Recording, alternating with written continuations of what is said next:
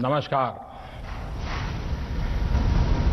Corona के खिलाफ देश आज फिर एक बहुत बड़ी लड़ाई लड़ रहा है। कुछ सप्ताह पहले तक स्थितियां संभली हुई थी और फिर एक कोरोना की दूसरी वेव तूफान बनकर आ गई। जो पीड़ा आपने सही है, जो पीड़ा आप सह रहे हैं, उसका मुझे पूरा एहसास है। जिन लोगों ने बीते दिनों में अपनों को खोया है, मैं सभी देशवासियों की तरफ से उनके प्रति संवेदनाएं व्यक्त करता हूं। परिवार के एक सदस्य के रूप में मैं आपके दुख में शामिल हूं। चुनौती बड़ी है, लेकिन हमें मिलकर अपने संकल्प, अपने हौसले और तैयारी के साथ इसको पार करना है। साथियों, अपनी बात को विस्तार देने से पहले मैं देश के सभी डॉक्टरों, मेडिकल स्टाफ, पैरामेडिकल स्टाफ, हमारे सभी सफाई कर्मचारी भाई बहन, हमारे एम्बुलेंस के ड्राइवर्स, हमारे सुरक्षा बल, पुलिसकर्मी, सभी की सराहना करूंगा। आपने कोरोना की पहली वेव में भी अपना जीवन दांव पर लगाकर लोगों को बचाया था। आज आप फिर इस संकट में अपने परिवार, अपने सुख, अपनी चिंता छोड़कर दूसरों का जीवन बचाने में दिन रात जुटे हुए हैं। साथियों, हमारे शास्त्रों में कहा गया है, त्याज्यम न धैर्यम विदुरेऽपि काले, अर्थात कठिन से कठिन समय में भी हमें धैर्य नहीं खोना चाहिए। किसी भी परिस्थिति से निपटने के लिए हम सही निर्णय लें, सही दिशा में प्रयास करें, तभी हम विजय हासिल कर सकते हैं। इसी मंत्र को सामने रखकर आज देश दिन रात काम कर रहा है। बीते कुछ दिनों में जो फैसले लिए गए हैं, जो कदम उठाए गए हैं, वो स्थिति को तेजी से सुधारेंगे। इस बार कोरोना संकट में देश के अनेक हिस्से में ऑक्सीजन की डिमांड बहुत ज्यादा बढ़ी है। इस विषय पर तेजी से और पूरी संवेदनशीलता के साथ काम किया जा रहा है। केंद्र सरकार, राज्य सरकारें, प्राइवेट सेक्टर, सभी की पूरी कोशिश है कि हर जरूरतमंद को ऑक्सीजन मिले। ऑक्सीजन प्रोडक्शन और सप्लाई को बढ़ाने के लिए भी कई स्तरों पर उपाय किए जा रहे हैं। राज्यों में नए ऑक्सीजन प्लांट्स हो, 1 लाख नए सिलेंडर पहुंचाने हो, औद्योगिक इकाइयों में इस्तेमाल हो रही ऑक्सीजन का मेडिकल इस्तेमाल हो, ऑक्सीजन रेल हो, हर प्रयास किया जा रहा है। साथियों, इस बार जैसे ही कोरोना के केस बढ़े, देश के फार्मा सेक्टर ने दवाइयों का उत्पादन और बढ़ा दिया है। आज जनवरी फरवरी की तुलना में देश में कई गुना ज्यादा दवाइयों का प्रोडक्शन हो रहा है। इसे अभी और तेज किया जा रहा है। कल भी मेरी देश की फार्मा इंडस्ट्री के बड़े जो प्रमुख लोग हैं, उसके जो एक्सपर्ट लोग हैं, उनसे बहुत लंबी चर्चा हुई है। प्रोडक्शन बढ़ाने के लिए हर तरीके से दवाई कंपनियां की मदद ली जा रही है।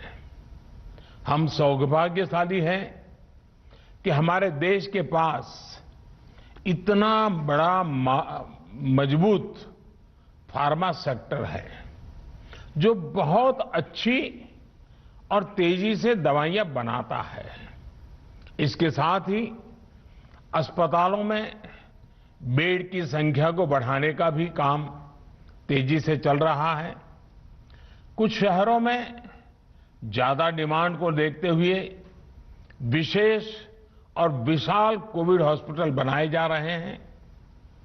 साथियों, पिछले वर्ष जब देश ने कोरोना के कुछ ही मरीज सामने आए थे, उसी समय भारत में कोरोना वायरस के खिलाफ प्रभावी वैक्सीन के लिए काम शुरू कर दिया था।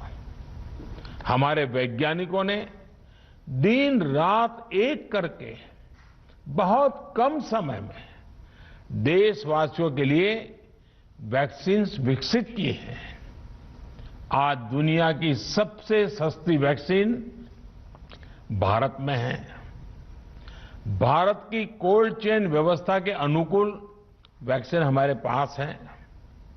इस प्रयास में हमारे प्राइवेट सेक्टर ने इनोवेशन और एंटरप्राइज की भावना का बेहतरीन प्रदर्शन किया है।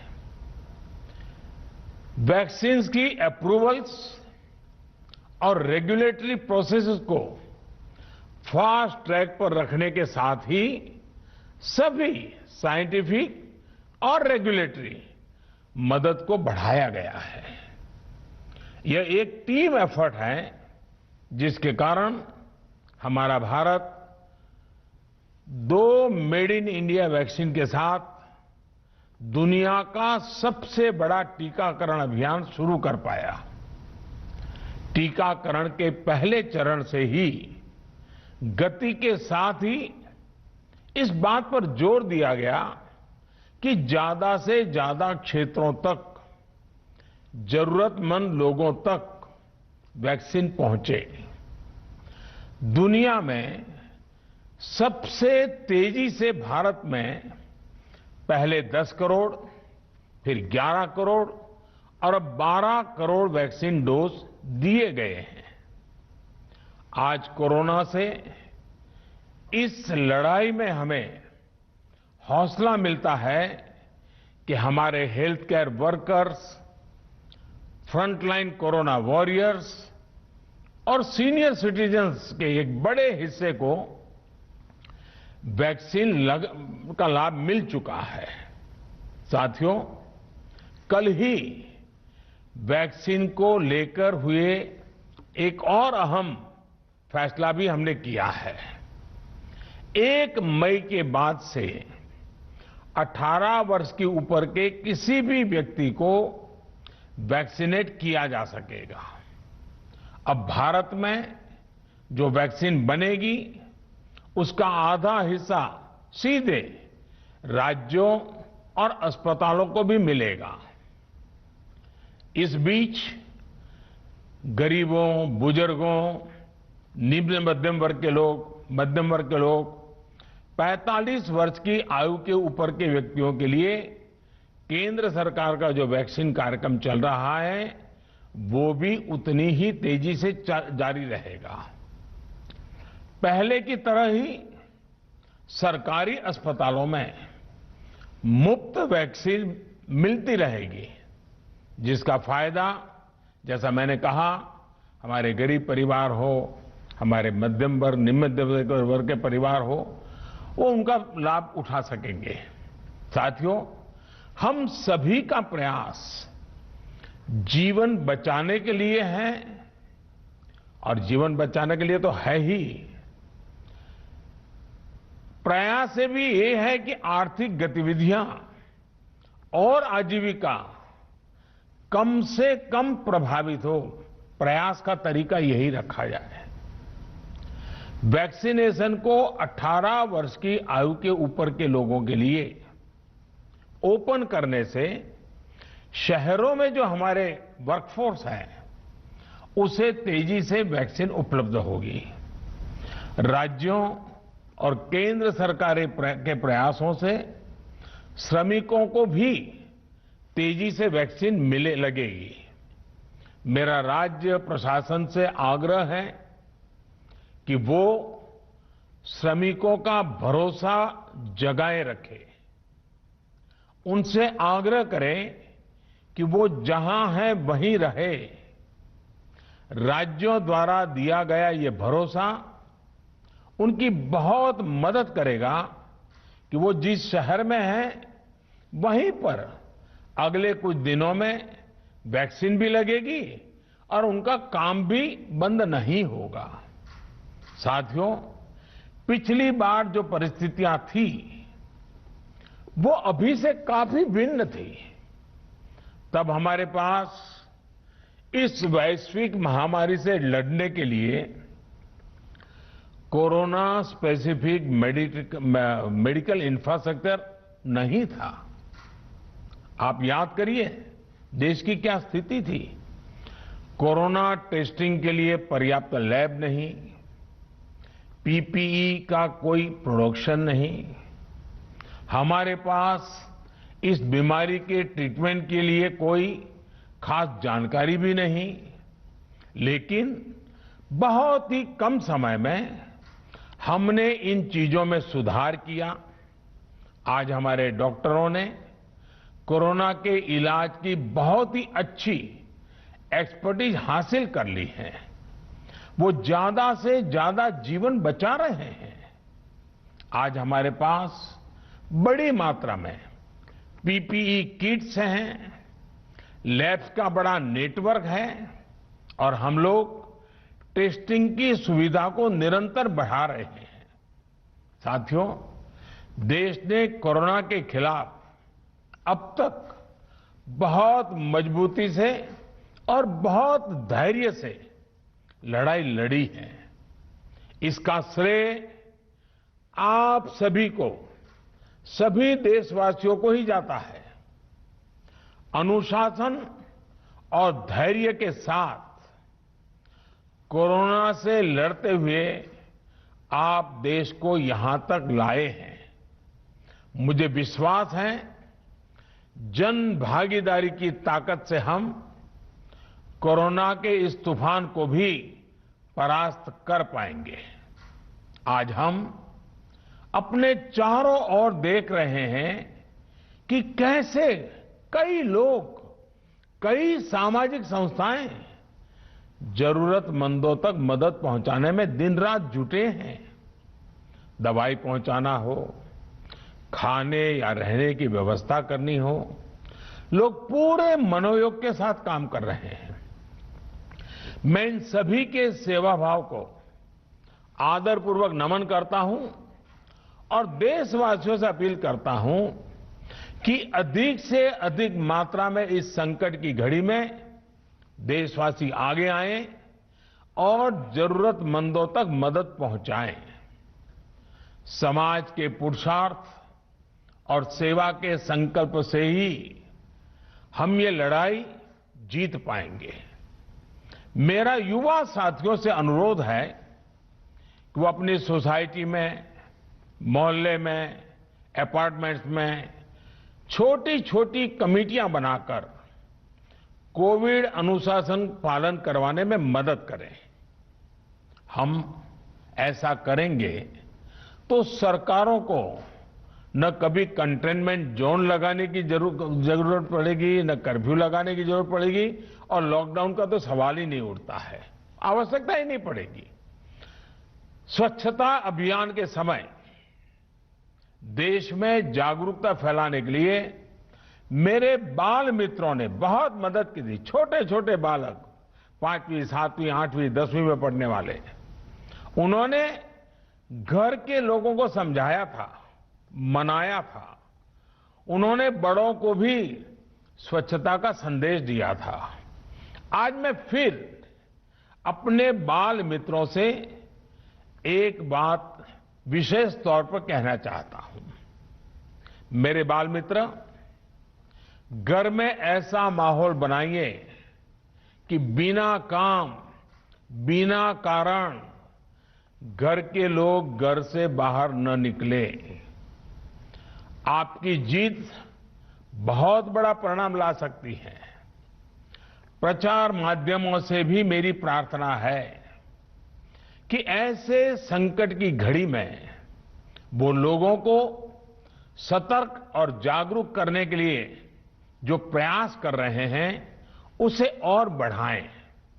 इसके साथ ही इसके लिए भी काम करें कि डर का माहौल कम हो सके, लोग अफवाह और भ्रम में न आए।